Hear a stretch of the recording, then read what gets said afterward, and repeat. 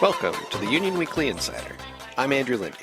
This is the official podcast for the Union Weekly out of Cal State Long Beach. I'm going to take you behind the scenes and show you what it takes to put together a weekly student publication. This week's Union Weekly Insider has world-exclusive interviews with the current staff of the Grunion.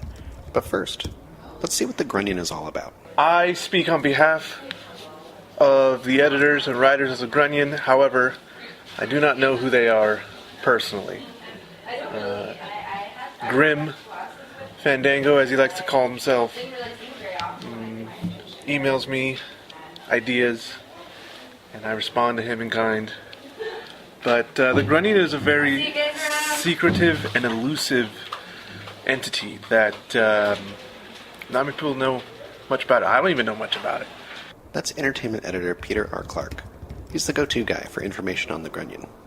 He communicates with Grunion editor Grim Fandango on our behalf. Last year, former editor-in-chief Katie Cortez cut back printing of the Grunion to once a month. That certainly didn't please Grim. Some editors and staff around the office were tired of our paper being called the Just for Laughs paper, or an irreverent rag. Cutting the Grunion back only made sense. Distribution manager Chris was very worried about the future of the Grunion. Comedy is kind of having a crisis at the moment. At some point, I do believe it is going to die. And there's nothing I can do to stop it. The whole point of comedy is to make fun of ourselves, of the things that we take seriously. Right now the Grunion's kind of... Comedy does its job when nobody's laughing anymore. They start taking it seriously. If you try making fun of it, once it's taken seriously, then it's just poor attempt. And right now, there's not much to make fun of because right now we're trying to fix those problems that we were laughing at.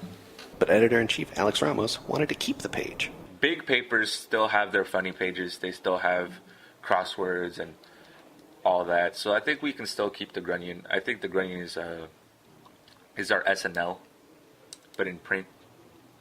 So I like it. I like keeping it around. Grim Fandango, who's very hard to get a hold of, only works by night. He does a great job of it. He's got a couple great writers. Yeah, the Grunion's here to stay.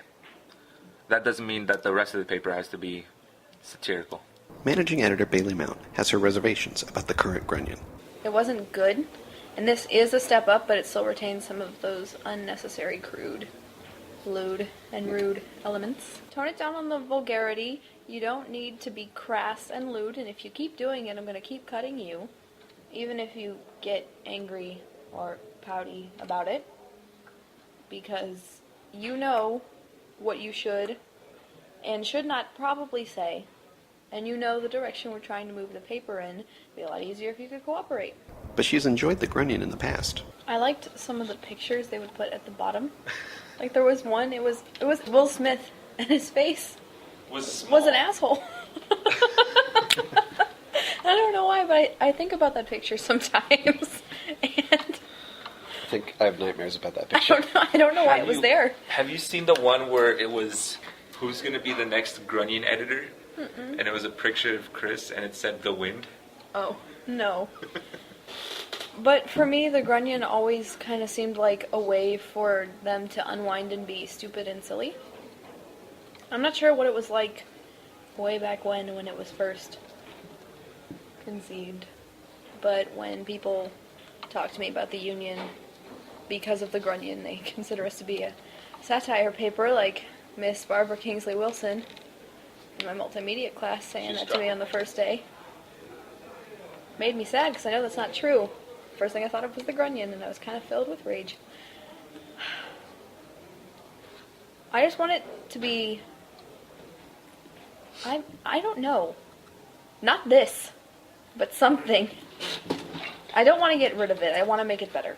Like everything else. No matter whether she likes or dislikes the Grunion, Bailey isn't happy with the amount of mystery surrounding the page. When it comes down to it, they're really just another editor, like any of the other editors on the paper. So I think that should be reined in. There were some difficulties last production day on editorial things.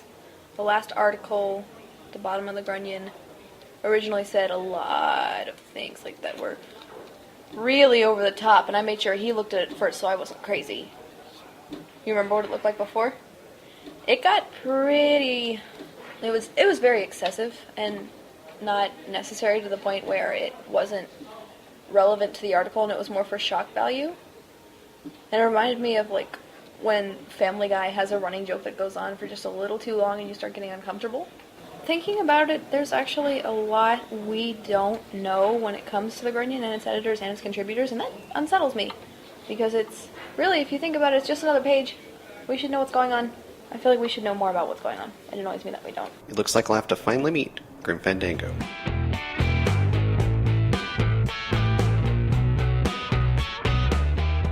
I wanted to have a word with the editor and writers of the Grunion themselves, but they're rather hard to get a hold of. I waited in the office until midnight during a full moon. Hello? Is anyone here? I should also mention I was sitting in the dark. I'd heard that was what they preferred. I was hoping to have a word with Grim Fandango, the self-proclaimed Grunion lord. He had taken over the Grunion last semester in what seemed like a coup. This is stupid. Why am I even here? Sitting in the dark. So stupid. Allison? Hey, Andrew. How long have you been there? Don't worry about it. What are you doing?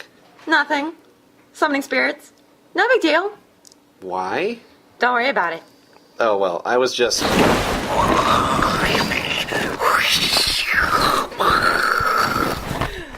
Whoa! Well, that's dramatic. I can honestly say what follows is true and happened as recorded. It will sound completely unbelievable, but the recorder captured it all. I must also warn sensitive listeners that Grim Fandango has a potty mouth. Who in the ever-loving fuck summoned me? I got my riders working furiously. I need my 40 winks. But you don't have eyelids. Silence! Who are you? I'm Allison, and you're a skeleton. Not you, you foolish child. You. Me? Yes, you. You certainly aren't that hack Alex or his lackey Bison. Do you mean Bailey? They're actually really nice peeps. Shut your trap, you babbling fool. I can't stand nonsense. That's your entire shtick. Be gone, human child. At this point, Allison was covered in a shroud of darkness. What did you just do? I want out! Halt! Much like the inexplicable shadowy darkness covering Allison, I found myself unable to move. Your voice sounds familiar. You're that podcaster, aren't you? Going around and interviewing different people who work on that other paper? You mean the Union Weekly? Yes, that which we share space with. I think it's time you interviewed me. Oh, yes, perfect. Do you have some time now, or do you want to come back? You're going to sit right there and ask me these questions. All right, should I just start from here? Just read the questions. Can you please tell me a little about yourself? No, thank you. Next question. But these are your questions. No, thank you. Next question. Okay then, can you tell me a little about the Grunion? The Grunion is an excellent and esteemed publication that takes no shits from anyone. We have written thousands of articles and released numerous issues. We publish what we want and when we want. That's not true. They didn't publish you this week. Next question! So then who really has authority over the Grunion? That's not one of the questions! What is the truth? Fine, I will admit they have some authority, but don't you think for a second that means they have control of me. I would never think such a thing. Next question. Sure. Let's see. Hey, I'm watching you, Cervantes. Don't you eat my fucking sandwich. I wasn't going to eat the sandwich, honest. Where were we? Can you tell me about any of the past Grunion editors? Well, there was the ghost of Aubrey Graham, who wasn't good at times, mostly crap. Prior to that, there was Gumby, another crap. And then some dude named God Warrior, less of a crap, but still crap. I'm not quite sure what type of crap they were, but probably weren't as good as me. They all sound like total crap. What can you tell me about your staff? Well, there's me, and I'm dead. And then there's Cervantes, and that guy's dead. And of course, there's Mercedes, and guess what? She's dead too. Next question. Cervantes, I can see you! Stop eye-fucking my sandwich and get back to work! Tell me more about Mercedes. Mercedes is a great news secretary. She takes on all the stories that we don't want to do and performs great in her field. She went missing last issue, but I'm sure she'll be back. She's a good kid. What? Mercedes, you're back. This is great news. I'm not back, Grim, you piece of shit.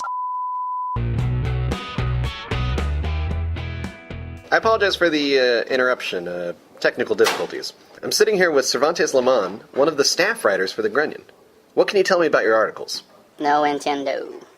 What? I'm sorry, I thought you spoke English. All of your articles are in English. So you don't understand what no entiendo means? Hey, what's that in your hand, Cervantes? Is that my fucking sandwich?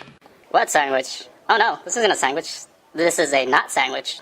I wanted to speak with other people who have written for the Grunion. Currently, the only available person is a man known as Corto Kurz. He is labeled as a terse reporter. Corto, what can you tell me about the Grunion? It's a newspaper. Great. What can you tell me about working for this newspaper? It's great.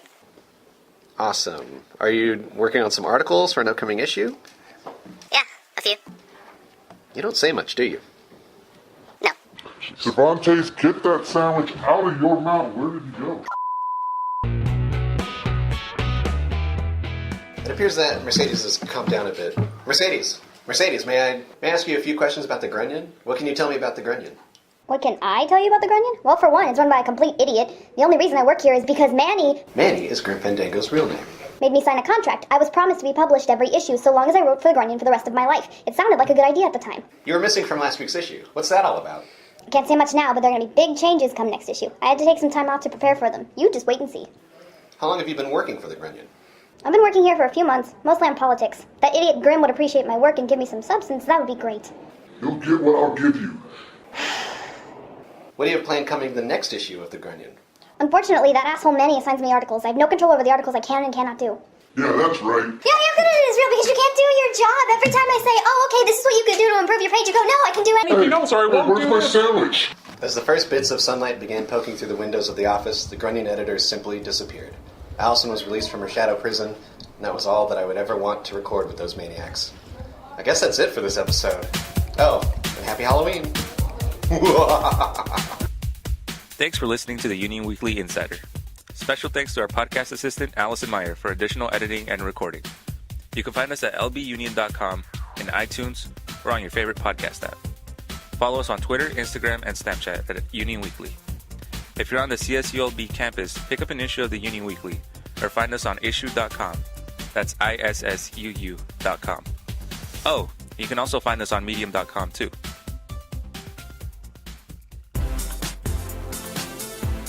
Next time on the Union Weekly Insider. Bang! You have more armpit hair over there than you do on the other one. There we go. Alright, why are you looking at my armpit? I'm a freak in other terms, but... And then I'll send it to you, and I'll try and bleep the word rim job or something. Yeah, please do that. That's not going to work. Harambe is America's hero. He just wanted to protect that little boy from the tyranny of man. It's nature versus man. Classic clash of titans. In the end, man, with his brute force, took that little boy back away from nature, and that's exactly what we're doing to the planet Earth. It's a metaphor. It's all a metaphor.